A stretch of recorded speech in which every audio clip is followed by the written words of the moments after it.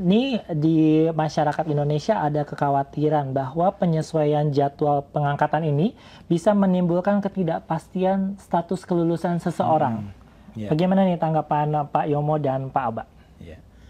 Jadi kalau menurut saya sebetulnya itu kita tidak perlu khawatir untuk hari ini. Karena kan teman-teman itu kan sudah diseleksi, apalagi yang CPNS.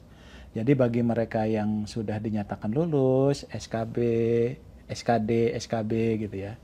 Dan kemudian juga sudah diumumkan mereka lulus ya, mereka tetap aman posisinya gitu ya. Jadi tetap kepastian untuk diangkat itu sudah pastilah ya. Dengan demikian maka yang mundur itu adalah nanti secara teknis nanti Pak Yomo akan jelaskan ya. Nanti yang penting bahwa mereka pada waktunya tadi walaupun ada pengunduran, misalnya nanti sudah ditetapkan bulan Oktober 2025 itu sudah pasti di sana. Ya termasuk nanti proses penugasannya dan sebagainya. Termasuk juga yang P3K. P3K apalagi polanya kan dengan CPNS berbeda ya. Jadi mereka terdata dalam database, mereka mendaftar, pasti kepastiannya itu pasti ada.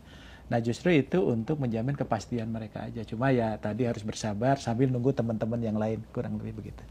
Pak Yomo gimana Pak? Ada yang mau ditambahkan? Ya, saya tambahkan. Assalamualaikum rekan-rekan semua.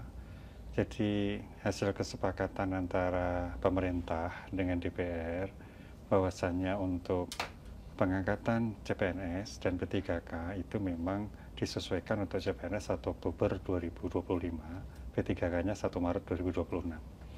Jadi sebetulnya salah satunya kenapa harus disesuaikan, saya ingin cerita. Jadi selama ini TMT pengangkatan CPNS maupun P3K itu tidak sama antara instansi satu dengan instansi yang lain.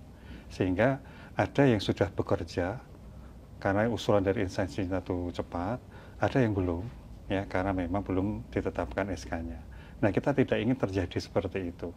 Kalau bisa mereka yang melamar untuk formasi tahun 2024 ini diangkatnya juga harusnya sama, bekerja sama, mulai diangkat sama, mulai digaji sama.